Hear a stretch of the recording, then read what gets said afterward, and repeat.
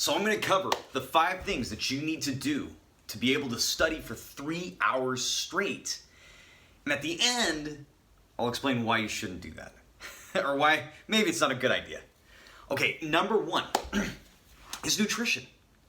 You got to treat studying for a long period of time like a long endurance race.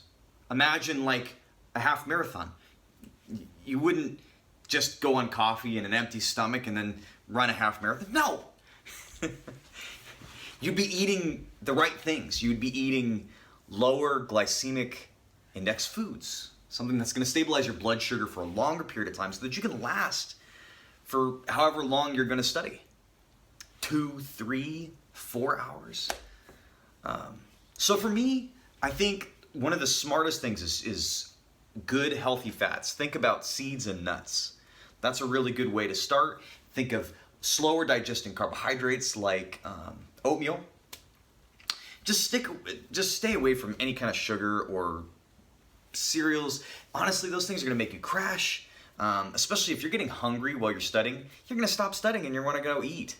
So efficiency-wise, it just makes more sense to eat something that's going to keep you in the right mindset. The last point I wanted to make about nutrition is the use of coffee. It's really important. I don't know who can study for long bouts of time without caffeine. I don't think I could last an hour. You might use coffee or tea or whatever. What I don't suggest is using energy drinks. That's one thing I would stay away from, because personally, for me, I felt like I crashed on those things. It was just too much of an energy boost. You have to do what works for you, but for me, it was just straight coffee. And then having enough caffeine to last me so that I could sit and do my work and not have to refill. So kind of a big coffee and a big water, because you also have to stay hydrated. That's important too, hydration. So this kind of leads into my second point, and that you need the right study area. You need some place where when you go into that room, you're focused and you're not coming out. So you need to bring enough. If you like snacks, I didn't do that, but if you like snacks, if you like coffee, and your water, you need to keep your water. You're gonna bring all those things into the room. You gotta make sure that you bring enough so that you can last the full 3 hours.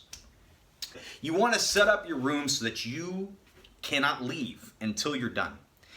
And also, to set yourself up for success, you want to limit any distractions. So that means getting rid of electronics, anything you don't need. So for me, I didn't need my phone to study. So I would keep my phone in a whole nother room. You have to, if that's a device that you do not need. I did need a computer.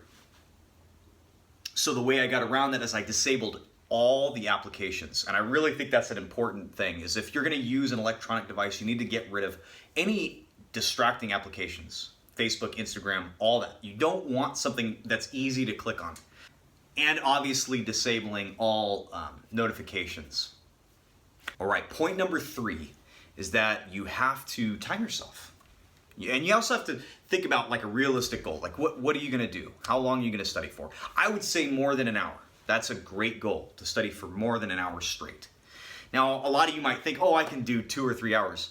Time yourself. See if you can really do it. You'd be shocked at how unproductive you can be. I am not productive if I'm not in the right mindset. You can probably last about 10, 15 minutes. That's honest to God, the amount of time that probably the average person can last without checking any kind of electronic device. It's hard to have that impulse. And in all honesty, when I would be doing these long bouts of studying, and I'd be studying, working really hard, the more difficult information got, the more I just wanted to escape that and go into a search engine, and I could just feel myself going back into distraction mode.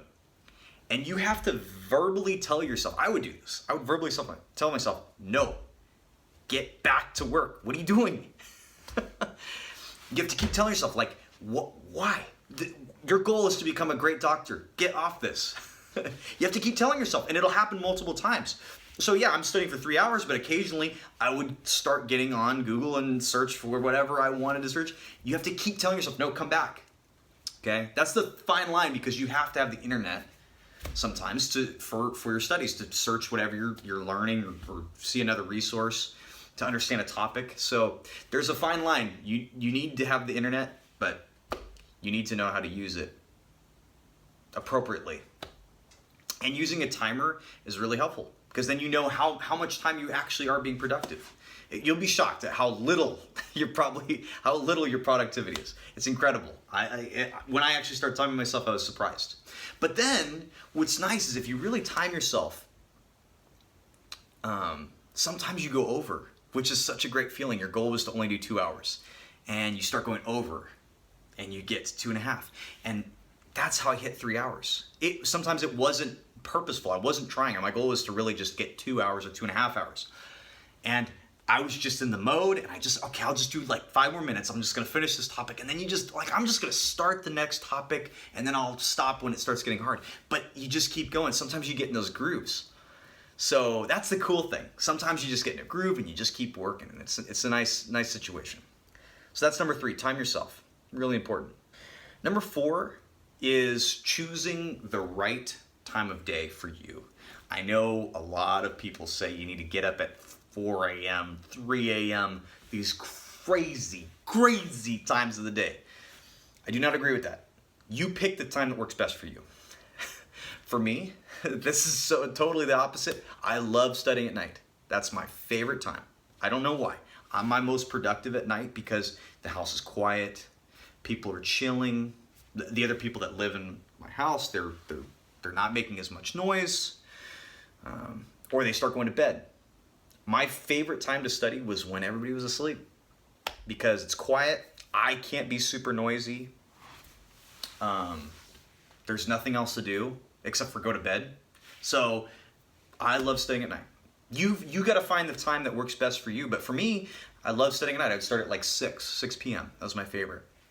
Because then I knew, okay, I could study until 12 or 11 o'clock straight. Because there's no distractions. There's nothing else. But for some people, it could be in the morning. I understand the same thing as you get up at 4 or 5 and you study straight. Not for me. I don't have energy in the morning. So that's something that you got to find. But the time of the day, when are you going to be the most productive? And number 5 is getting enough sleep. You can't do this much work, especially because I would be doing 3-hour blocks and then more 3-hour blocks. Like this would be consecutive blocks, maybe 3-hour and 2-hour and 3-hour. You can't push your body like that. This is not just mental. This is physical. You're running a marathon.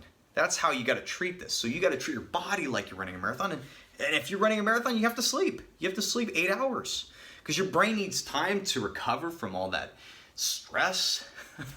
And that's why I added the nutrition, because you got to treat this as a very stressful thing. And it's important to get sleep. Honestly, I think I had more mental breakdowns with the amount of information we had when I tried to be cool and only sleep 6 or 7 hours, because that's what the cool people do, is don't sleep and work really hard. Your productivity will go way down when you're trying to work more hours to sacrifice sleep.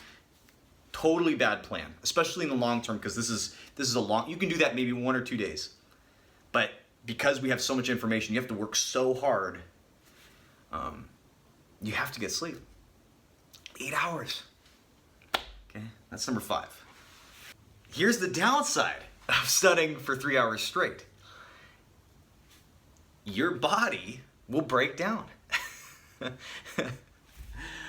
It's awful. You can't act. It's not good for you to do 3 hours. It's not good for you to sit for 2. It's not even good for you to sit 1 hour, but you have to study for more than 1 hour. You have to. Your lower back. My lower back was killing me. My hips, neck strain, eye strain. Even worse, you can get high blood pressure. You're not treating your body right if you're studying this long. So you have to be aware of that. This is not good for you. There are ways to mitigate that stress And honestly, that's why I stand at a standing desk. I work at a standing desk. I try to. Sometimes I have to transition because I just don't want to stand for more than, sometimes I just want to sit. But don't catch yourself. If you're sitting for a long period of time, you have to get up. It's not good. It's not good for you. So please, take this advice, use it for good. Don't kill yourself. You also have to, take care of your well-being.